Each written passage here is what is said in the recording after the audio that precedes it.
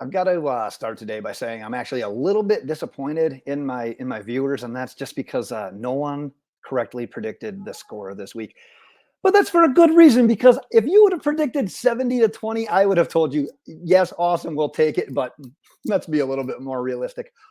What a game. What a game, Miami Dolphins fans. And we've got a lot to get to. We've got a lot to unpack. But what I want to start by saying is enjoy this one, embrace this one. If you have the opportunity to, go back and rewatch this one. 70 points, 70 points in an NFL game. We're not going to, you might not ever see anything like this again in your lifetime. Embrace this one, enjoy this one, celebrate however you want to celebrate, because man, what a hell of a third victory of the season as we remain undefeated, the only undefeated team left in the AFC as the Ravens went down today. Like I said, we got a lot to get to. We got a lot to unpack in this game. We're going to be talking top takeaways, my game notes, my game ball from this game, but I got to hear from you as well. What are your takeaways? Who's getting your game ball? Balls plural if you would like to do that. Go ahead, drop that in the comments. But let's start out with that offense, just in general. I'm going to call it balance, aka domination. And if it's funny, because if you look at the outright balance between pass attempts and running attempts, 28 pass attempts, 43 rush attempts. That's not technically balanced. But if you look at an NFL game today, where it's usually more passing attempts compared to rushing attempts, if you're running the ball that effectively and you still throw for 376 through the air, that is the dream. Mike McDaniel might not sleep for the next 3 days because he is just going to be shaking from how just unbelievable this offense was. 376 through the air, 350 on the ground, 43 run attempts. You know how many games it used to take us to get 43 rushing attempts? Second most yards of all time. We could have had that record if we wanted it. Second most points of all time. And obviously we could have had that record if we wanted to as well. I almost want to commend Mike McDaniel, because he had a little bit going into this game with the whole Stephen Ross flirting with Sean Payton thing. And he goes, you know what, it's my house. And we're going to talk about Mike McDaniel a little bit later. But man, for him to just say, you know what, I hung 70 on you, I'll let that record go. That kind of speaks a little bit right there as well. What an effort, what a performance from the offense and from the Dolphins today. Tua goes 23 of 26. 309 yards, 4 touchdowns. Efficient? I think that's a good word for that. One completion short of tying Ryan Tannehill for the most completions in a row in team history. The dude was nuts today. The dude was money all game. And typically you would say, yep, that was enough. We did just fine through the passing game. That wasn't even the tell of the game. Listen to these rushing numbers. De'Von Achane, second NFL game, real first action. He got a couple of touches against New England. This was his real first action. 18 carries, 203 yards, 2 touchdowns, added 4 receptions for 30 yards and 2 touchdowns. You'd think, well, he got every touch that game. Nope. Raheem Mostert, 82 yards on 13 carries, 3 rushing touchdowns. Add 60 through the air on 7 catches and a touchdown. We're not done. We're not done. Chris Brooks, undrafted free agent out of BYU. 9 carries, 66 yards. Offensive lineman domination, running back domination, even when the Denver Broncos knew at the end of the game when they knew the run was coming, but geez, for the most part of the second half, towards the end of the first half when they knew the run was coming, didn't matter. Our running backs were finding the lanes with the offensive line we're creating. They were always getting positive games. I think we had one bad run. Raheem Mostert took like a 6-yard loss on the 4th, 5th possession of the game. Outside of that, textbook blocking, textbook running all day long. De'Von Achane, he's got to get snaps, right? Like, he has got to find a way to continue to get snaps. Remember, the only reason I'm really saying it that way is because Jeff Wilson is eligible to come back after week 4. How are you going to keep De'Von Achane off the field? I mean, we're going to talk a little bit about him more often as well, but more throughout this video. But man, I mean, that's just the running backs. Look at Tyreek. 9 catches. I got the shirt on today. Chuck them up. 9 catches, 157 yards, and a touchdown. Absolutely no one can cover him. We talked about, how do you try to slow him down? What can Surtain do?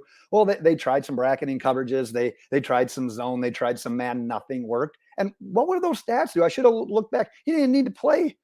He hardly needed to play after the third quarter. And even part of the third quarter was like, well, whatever. We're not really targeting too many people in the pass game right now. And outside of Tyreek, It was kind of what we predicted in the preview video. Tua was the blackjack dealer. No other wide receiver caught more than 2 passes. Wide receiver. I'm not talking about running backs on that one. Wide receiver. Braxton Berrios caught 2 passes. It was Tyreek, and then it was over here, over there, down low, over the top, wherever it was going. It was successful. I don't even know who was better. The offensive line, the running backs, 2 of the wide receivers. Unbelievable game. Like I said, enjoy this one. This does not happen often. Let's talk a little bit about the defense, because Jaylen Waddle, what a fun player. We've been waiting. We always know he's good. He makes solid plays, but man, to have just this breakout in this game, forced 2 fumbles on Cortland Sutton. What a tough match for Cortland Sutton there. The first one, Andrew Van Ginkel scoops that one up, almost houses it. The second one, it's funny enough, Holland actually misses the tackle, comes back in and just absolutely does the peanut Tillman and just punches that one out. Kader Kohou recovers it. Said it multiple times during this game while watching it. I kept saying to myself, this is what it looks like. This is what it looks like for the Miami Dolphins when everything clicks. But quite honestly, that might not even be realistic. This might be beyond what it looks like when everything clicks, because we can have a game where we're playing stout on defense and we're running the ball well and we're passing the ball all over the field. It ain't going to look like this. This is an anomaly. And I wish it was the norm, but like I'm going to say it 100 times.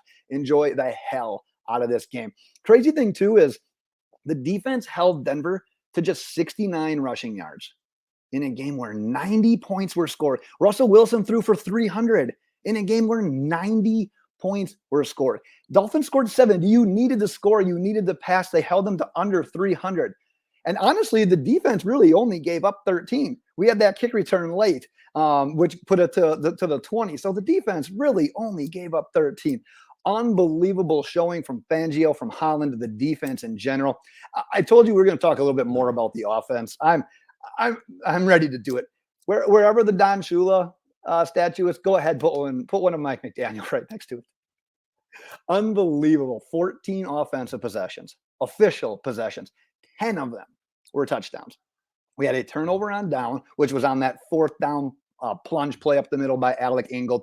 Speaking of Alec Ingold, man, we got to give him a hard time. He's the only running back that 2 carries, 2 yards, or whatever it was. They should probably give him a hard time in the running back meetings. I'm obviously just kidding there. But I had the 4th down, the turnover there. The first half ended on that fluky 3-second possession just after Denver's score late there. I think it was a field goal. The Dolphins' first punt didn't come until the 4th quarter when the score was 56-13. And then obviously on the last possession, we could have kicked a field goal. Technically, we took the knee. We took the turnover on downs. But 14 possessions, 1 turnover on downs, 1 punt. That's it. This is the 2nd year of Mike McDaniel in this offense. And we've already known that he can sustain drives and look good in the process. But we're getting to the point where we're not having bad plays.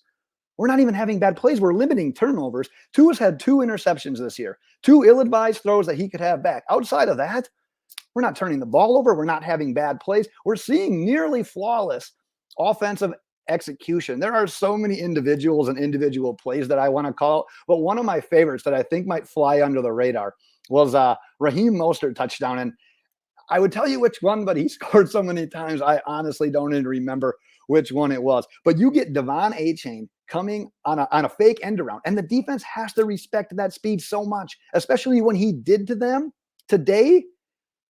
You got to respect that speed. You absolutely have to. So you get Achane coming on the end around. Everyone's respecting that speed.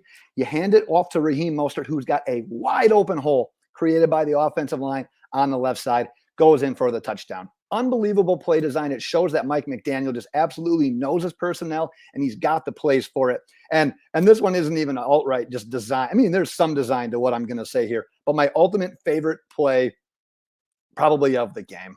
I'm not even embarrassed to say it. I got goosebumps after this play. And I think you might know what I'm talking about.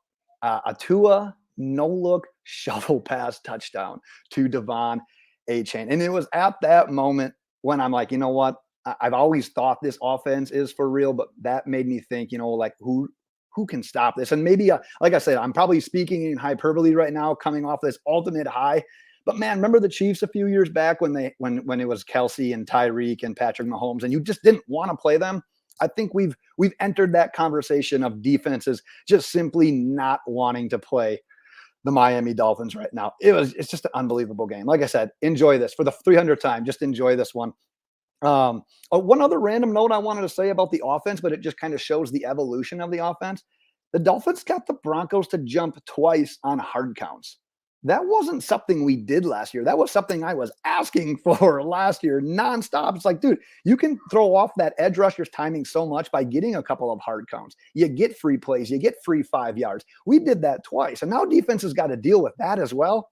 The evolution of this offense is something that I was looking forward to this season, and it's here already through 3 weeks. And guess what? We did it without 17. We did it without Jaylen Waddle. Just unbelievable. Unbelievable. I got some final notes. I got my game ball. Something to note, Connor Williams did leave with a groin injury. Liam Eichenberg came in, and I tell you what, Liam Eichenberg snaps might be worse than Connor Williams. Regardless, I know I shouldn't joke about that, but an injury to monitor yet this week. Defensively, we talked about Fangio. He seems to be settling in after that first game against the Chargers. That bend but don't break is there. You can visually see it there, him not wanting to let teams beat him deep. That's there. But him dialing up the pressures and the blitzes when it matters and timing them perfectly over the last couple of weeks, that has absolutely been there. When we didn't make it on that 4th and 1 play to Alec Ingold, we gave the ball basically to the Broncos in field goal range. Denver did commit a penalty on there, but on 3rd down, I think, it must have been 3rd down. Fangio dials up the perfect blitz, and it forces the Broncos to have to punt. How the hell did we get a punt on that possession by the Broncos? That's when you know that McDaniel's in his bag, Fangio is in his bag as well. I thought Deshaun Hand and Raekwon Davis, it's going to be a kind of a forgotten play, but they weren't able to get to the quarterback, but they did it textbook. Get your hands up, disrupt that passing lane, ball gets batted in the air. Who's there? Emmanuel Ogbah gets the pick, sets us up once again. Ogbah also added another sack. So many things happened in this game. Mike White to Robbie Chosen. Chosen gets elevated, and he hits a deep ball from Mike White against Pat Surtain, one of the best cornerbacks in the league. Like I said, we were just on fire today. Quarterback ratings, you know what perfect is, right? 158.3. Mike White was 158.3. Tua was 155.8. Just an unbelievable showing today offensively. Game ball, let's get to the game ball and wrap this puppy up. I could talk about this game until tomorrow at this time. My game ball, I kind of want to break my rule, but I gave myself a rule of only giving one game ball per game. But I feel like I'm doing a disservice to Teron Armstead, the entire offensive line. But man, they outright kicked ass today. Teron Armstead looked like he hadn't missed a beat. So offensive line, I gotta what's secondary to a game ball? Whatever it is, I'm gonna give that to them. They can get my game pylon. I'm gonna go with the rook. I'm going to go with De'Von Achane. Look what he did in his second NFL game. 233 total yards on 22 touches. 4 total touchdowns in his second game, first extensive action. We saw it on display. Everything that we were hyped about when we drafted him, the speed, the contact balance, the home run hitting ability, all of that was on display today. Like I said, I could go on forever. I gotta end it there. I want to hear from you though. What top takeaways, other player notes? What do you got? Like I said, we could talk about this one forever, Dolphins fans. But enjoy this for the 301st time. Enjoy this one, Dolphins fans. We'll be back previewing the Bills game. That one's going to be super exciting now as well, with the Bills coming off a huge win today as well. But that is what I got. Celebrate accordingly, Dolphins fans. And until next time, fins up.